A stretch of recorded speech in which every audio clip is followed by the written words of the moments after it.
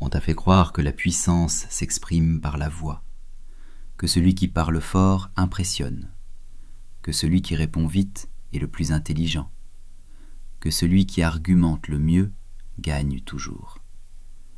Mais si tu observes autour de toi, tu découvriras une vérité dérangeante. Dans une salle de réunion, une assemblée ou même une simple conversation, ceux qui détiennent le véritable ascendant sont rarement ceux qui monopolisent la parole. Il existe une forme de présence qui ne crie pas, qui ne se justifie pas, qui ne cherche pas à convaincre. Elle écoute, elle pèse, elle choisit ses mots. Et pourtant, tout le monde s'arrête quand elle parle. Aujourd'hui, nous allons décortiquer cette force discrète. Non pas pour que tu apprennes à parler plus, mais pour que tu comprennes pourquoi parler moins t'élève. La plupart des gens vivent en réaction. Ils répondent aux critiques, aux provocations, aux opinions, au silence. Ils ont peur de paraître faibles, ignorés, dépassés. Alors ils se défendent, expliquent, justifient, promettent. Chaque fois que tu réagis, tu cèdes du pouvoir. Carl Jung l'a dit, « Ce que nous n'affrontons pas en nous finit par nous contrôler. » Le besoin incessant de répondre n'est pas une preuve de force, mais un symptôme d'insécurité.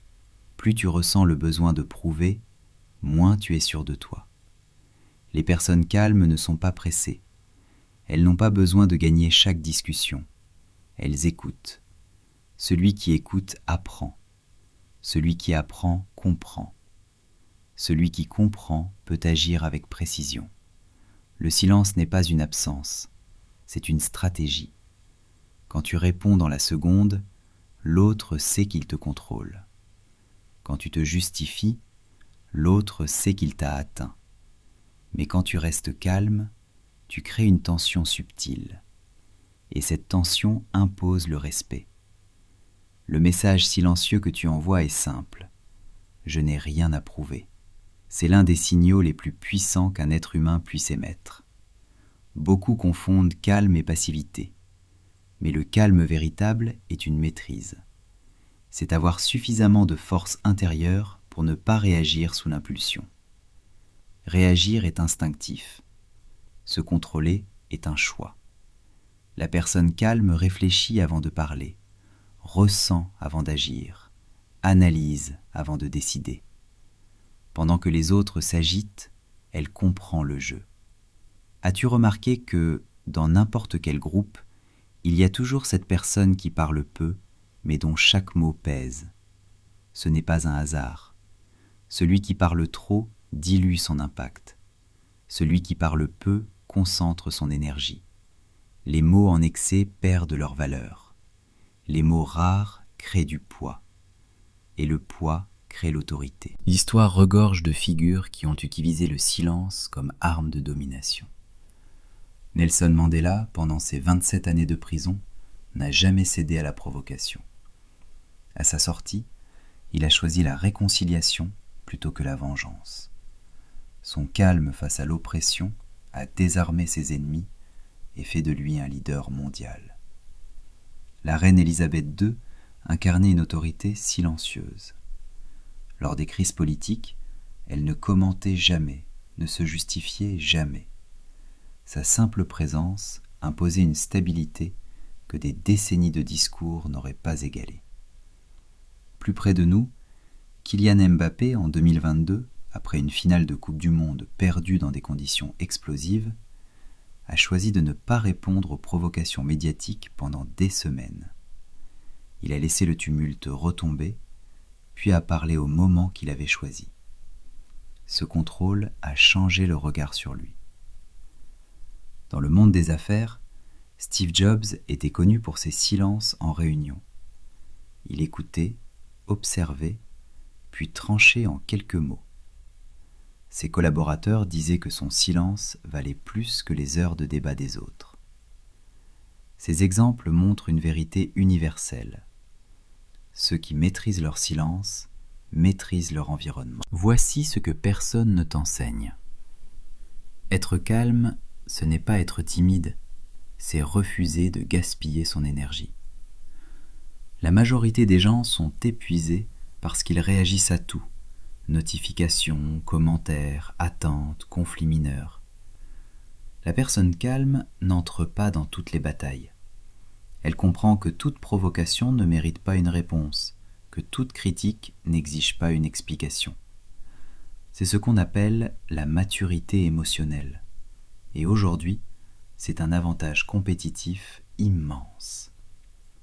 Jung disait aussi « Penser est difficile, c'est pourquoi les gens préfèrent juger. » Juger est une réaction facile, penser est un acte volontaire. La personne calme pense, elle filtre, elle questionne, elle ne prend pas tout pour argent comptant. Cette discipline crée de la stabilité intérieure, et la stabilité intérieure crée de l'influence extérieure. Tu veux dominer ta vie ? Domine ta réaction. Tant que tes impulsions te contrôlent, les circonstances te contrôlent. Quand tu contrôles ta réponse, tu contrôles ta direction. Il y a une force magnétique chez celui qui ne se désespère pas. Le monde devient bruyant, tout le monde veut de l'attention. Mais la profondeur ne naît pas dans le tumulte, elle naît dans le silence. Quand tu deviens plus calme, les gens t'observent davantage. Ils cherchent à te décoder, à comprendre ce que tu penses.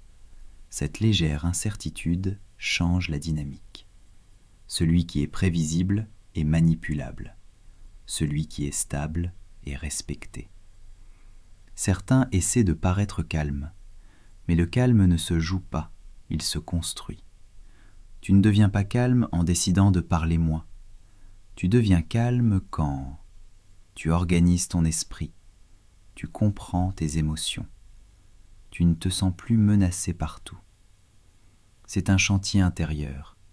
Beaucoup n'y entrent jamais et restent en réaction perpétuelle. Il y a le silence de la peur, celui qui fuit, et le silence de la maîtrise, celui qui choisit le moment d'agir. Apprends à faire la différence. Le premier te diminue, le second te grandit. Si tu veux développer cette présence forte, commence par 3 attitudes simples. Ne réponds jamais immédiatement. Une pause de 3 secondes change tout. Elle te recentre et désarçonne l'interlocuteur. Arrête d'expliquer tout. Tout le monde ne mérite pas d'avoir accès à tes raisons. Justifier, c'est se placer en position basse. Réduis ton besoin d'approbation. Plus tu dépends du regard des autres, plus tu es fragile. Celui qui n'a rien à prouver devient inébranlable. Quand tu apprends à te taire au bon moment, tu perçois ce que les autres manquent, les intentions cachées, les jeux d'influence, les manipulations. Quand tu parles, tu ne vois rien. Quand tu observes, tu comprends tout. Et celui qui comprend le jeu n'a pas besoin de crier pour gagner. Les personnes calmes dominent sans parler. Non parce qu'elles sont froides, mais parce qu'elles sont centrées. Non parce qu'elles sont indifférentes, mais parce qu'elles sont conscientes.